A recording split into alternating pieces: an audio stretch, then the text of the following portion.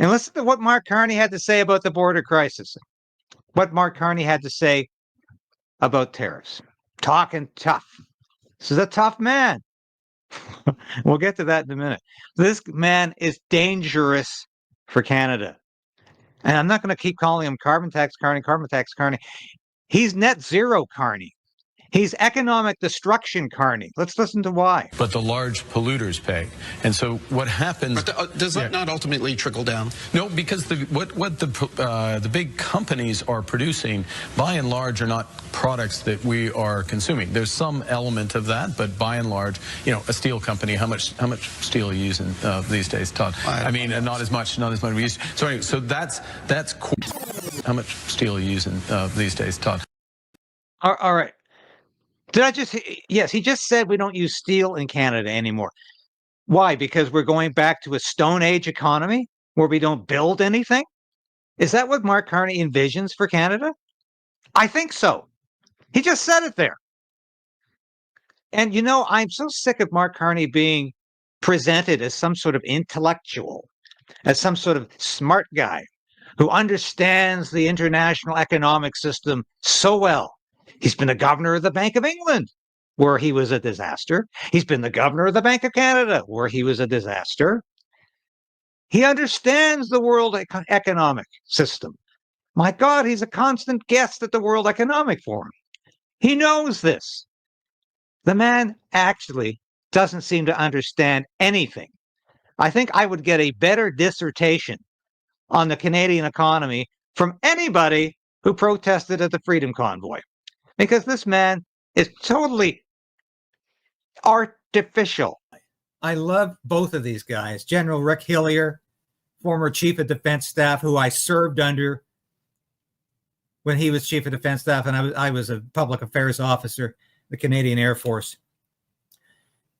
Rick Hillier, who I've invited to come on the show next week, and I won't say, no, he's not an old friend. Our ranks kept us apart. I've talked to him several times at events over the years. But General Hillier says, how much steel do we use daily? In every car we buy, studs in every building where I live or work, every streetlight, bus, subway, diner, and stoplight that guides my waking hours. If that costs more, and it will, we pay more in both direct costs and taxes.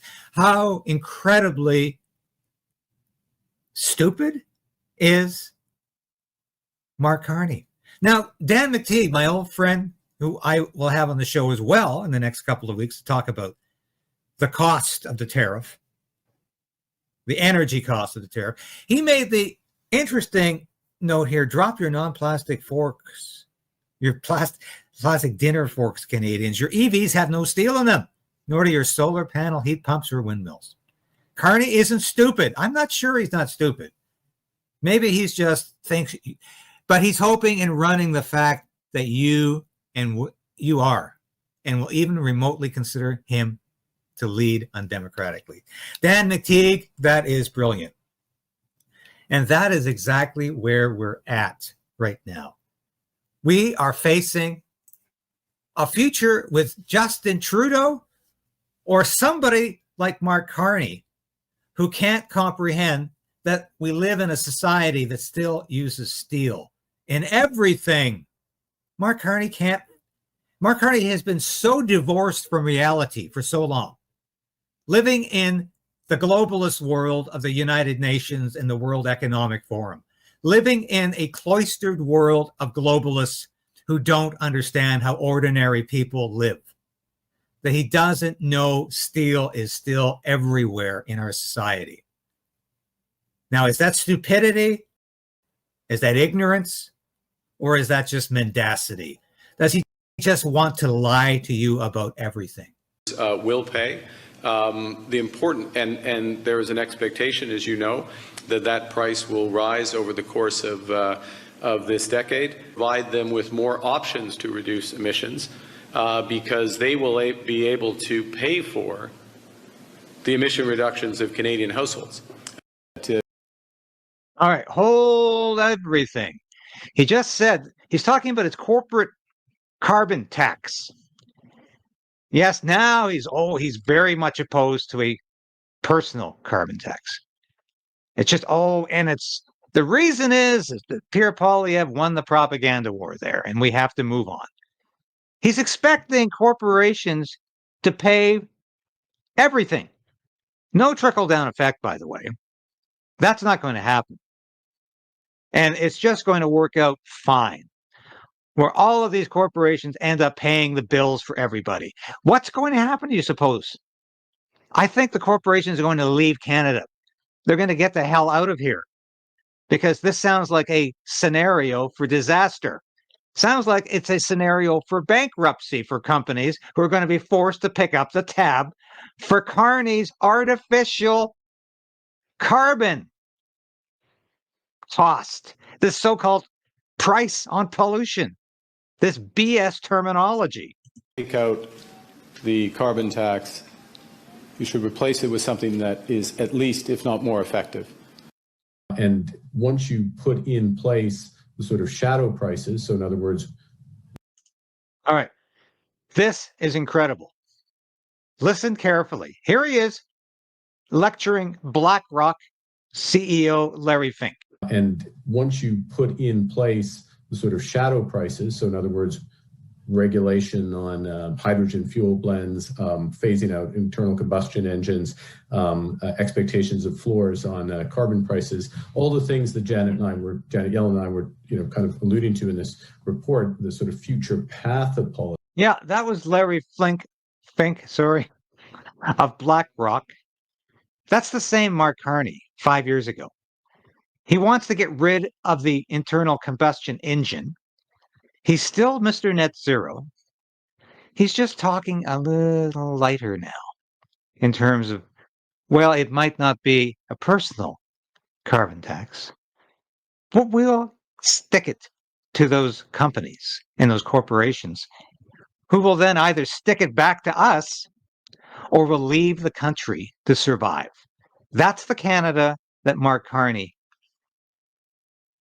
is producing. Tariffs on Canada could be imposed as early as tomorrow. President Trump thinks Canada will cave in. We will never, ever bow down to a bully. Now, let me be clear. This situation, unfortunately, could not be more serious. And at times like these, we need serious leadership and a serious plan. I'm ready to stand up for Canada. In relation to what's happening in the U.S., what are you proposing Canada can do about the tariffs that you say maybe, we all know may be coming into effect tomorrow? We have many cards. We're keeping all our cards. We're not turning over any of our cards face up. We clearly have signaled, and there should be no doubt for anyone in the United States, that we will impose retaliatory dollar-for-dollar tariffs if these measures are put in place. We will target those tariffs where they have maximum impact in the United States and minimum impact in Canada. We will support our companies and workers that are most affected. We'll recycle the money from those tariffs to support them.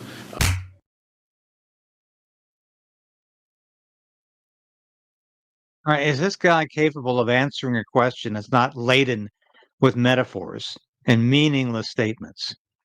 What is he talking about? Cards, not showing our cards.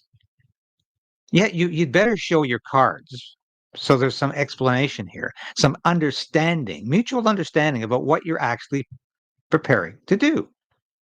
So this guy is locked into a means of communication that is so poor, it really makes no sense at all. And I can tell you where Mark Carney is sending us, into economic oblivion, if this man is allowed to become prime minister. I shudder to think what he could even do in a couple of weeks as prime minister, let alone somehow be elected in a 4-year term. Don't drink the Kool-Aid, folks. Don't listen to Justin Trudeau. We need this kind of attitude in Canada right now because, let me tell you, Justin Trudeau will fight tooth and nail to stay as leader of the Liberal Party and as Prime Minister of Canada, and he will use every trick in the Liberal handbook to do that. So we have to be vigilant, and we have to have perseverance to fight this battle to the end. As I've been saying since this station went on the air, we need to resolve to resist. And we need to fight for our free speech and our democratic rights to say what we believe, to speak, as John Diefenbaker said. And don't forget that t-shirt that's available out there in the store. I speak as a free Canadian, free to speak, free to believe in what I choose. And Justin Trudeau is not going to interfere with that. Thanks for being a part of the KRAYDEN'S Right Resistance, and we'll see you again soon. So we are in a very precarious position in this country. We need a political change, but we also need to resolve to resist.